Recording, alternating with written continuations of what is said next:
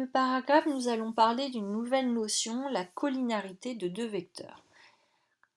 Donc, la notation vecteur sous-entend, je rappelle, trois informations: la direction, le sens et la longueur ou la norme. Donc, quand deux vecteurs ont en commun la direction, on dit que ces vecteurs sont collinaires. Vous aviez tendance en classe à vouloir utiliser l'adjectif parallèle. Je vous avais dit que c'était un adjectif qui ne convenait pas pour les vecteurs. On parle de vecteurs collinaires quand ils ont la même direction. Donc ici, sur mon premier exemple, j'ai deux vecteurs u et v qui ont la même direction, donc ils sont collinaires. En revanche, ils sont de sens contraire et ils n'ont pas la même longueur. Ici, ces deux vecteurs n'ont pas la même direction. Du coup, ils ne sont pas collinaires. Quand deux vecteurs sont collinaires, ça veut dire que l'un s'obtient à partir de l'autre en le multipliant par un réel. Donc, dire que deux vecteurs sont collinaires, ça revient à dire que U, par exemple, est égal à K fois V, avec V qui est un réel. Quand les deux vecteurs sont dans le même sens, le nombre K est un nombre qui est positif. En revanche, comme dans cet exemple-là, quand les vecteurs U et V sont collinaires mais sont de sens opposé, ici le nombre K va être un nombre négatif. Que se passe-t-'il quand on regarde les coordonnées des vecteurs? Donc j'ai le vecteur U qui a pour coordonnées xy, le vecteur V qui a pour coordonnées x', y'. S'ils sont collinaires, ça veut dire que x est égal à k fois x', mais que y est aussi égal à k fois y', puisque lorsqu'ils sont collinaires, ça veut dire que U est égal à k fois V. Autrement dit, on passe de x' à x en multipliant par k, et on passe de y' à y en multipliant par k. On a donc affaire à un tableau de proportionnalité. Les grandeurs sont proportionnelles. Et le coefficient de proportionnalité ici est k. Maintenant, quand vous êtes dans un tableau de proportionnalité, ça veut dire qu'il y a cette idée de produit en croix. Ça veut dire que quand je multiplie x par y', ça doit me donner le même résultat que quand je multiplie y par x'. Donc le produit x, y' me donne le même résultat que y, x'. Si j'ai affaire à un tableau de proportionnalité. Autrement dit, le nombre x fois y' moins y fois x', ça doit me donner 0 si on a affaire à un tableau de proportionnalité.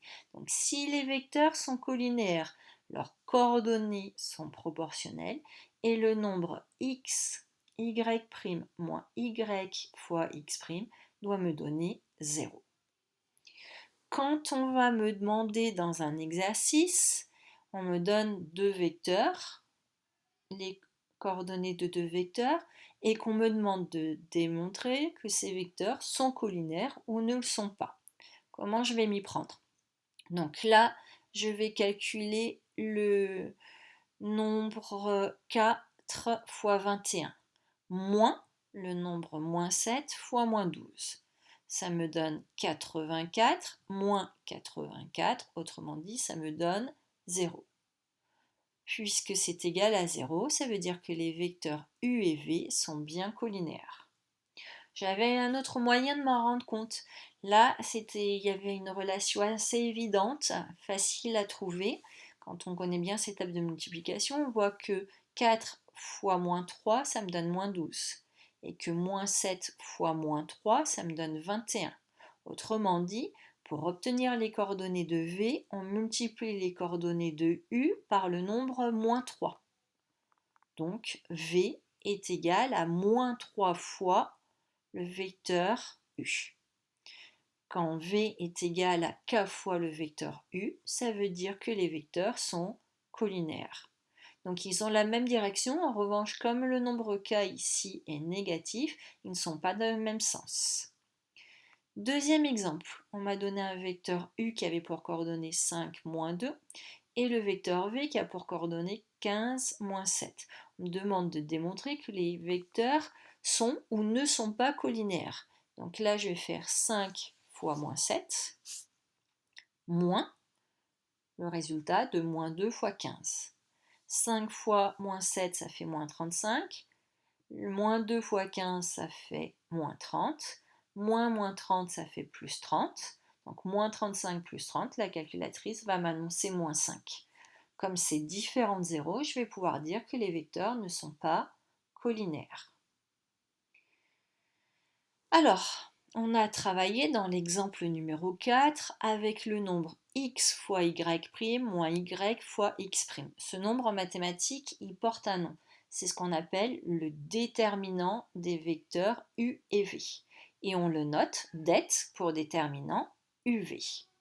On le présente sous la forme d'un tableau à 2 lignes, 2 colonnes, donc entre 2 barres, sans les barres séparatrices et sans la barre du haut et la barre du bas. Donc on met les coordonnées de U, on met les coordonnées de V et on fait notre produit en croix. X fois Y' moins Y fois X'.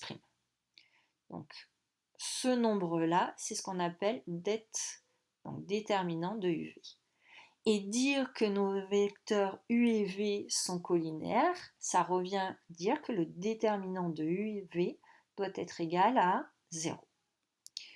Dans l'exemple numéro 5, je vais travailler dans un plan qui est muni d'un repère orthonormé, donc ça veut dire un repère dont les axes sont perpendiculaires et l'unité sur l'axe des abscisses est le même que sur l'axe des ordonnées.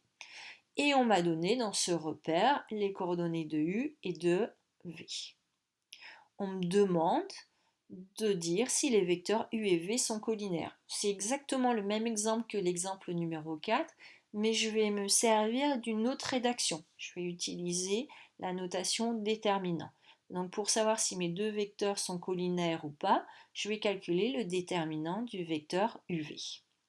Donc j'écris det UV égale, entre deux barres, j'écris les coordonnées de U et les coordonnées de V.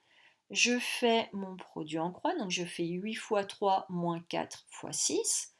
8 fois 3, 24, moins 4 fois 6, 24. 24 moins 24, ça donne 0.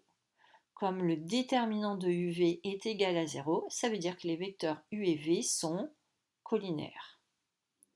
Maintenant, dans le deuxième cas de figure, je vais calculer le déterminant du vecteur UV. Donc j'écris det de UV égale, entre deux barres, je note les coordonnées de U, les coordonnées de V. Je fais mon calcul, donc 8 fois 1, moins 4 fois 4. 8 fois 1, ça me donne 8, moins 4 fois 4, 16. 8 moins 16, ça me donne moins 8. Moins 8 n'est pas égal à 0. Autrement dit, les vecteurs U et V ne sont pas collinaires. Quelles sont les applications? Quand on me demande de démontrer que deux droites sont parallèles, c'est assez compliqué de démontrer que deux droites sont parallèles. Pour l'instant, vous avez quoi comme outil? Vous avez la réciproque du théorème de Thalès que vous avez vu au collège. Vous savez démontrer que deux droites sont parallèles si elles sont perpendiculaires par exemple à une même droite. Mais voilà, ça se limite un petit peu à ces deux cas de figure. Maintenant, on a, grâce à l'outil vecteur, si on travaille dans un repère, on a une façon assez facile de démontrer que deux droites sont parallèles. Si les droites AB et CD sont parallèles, ça veut dire que les vecteurs AB et CD ont des directions identiques. S'ils ont des directions identiques, ça veut dire qu'ils sont collinaires. Autrement dit, dès que vous voyez le mot parallèle, les droites AB et CD sont-elles parallèles? Le mot-clé parallèle, ça revient à reformuler la question et à se demander est-ce que les vecteurs AB et CD sont collinaires? Deuxième application, quand on me demande de démontrer que trois points A, B et C sont alignés. Si les points sont alignés, ça veut dire qu'ils appartiennent à une même droite. Donc ça veut dire que la droite AB et la droite AC n'en font qu'une et seule même. Et donc la droite AB et AC sont parallèles. Si la droite AB et la droite AC sont parallèles et confondues, ça veut dire que les vecteurs AB et AC ont la même direction, autrement dit, ils sont collinaires.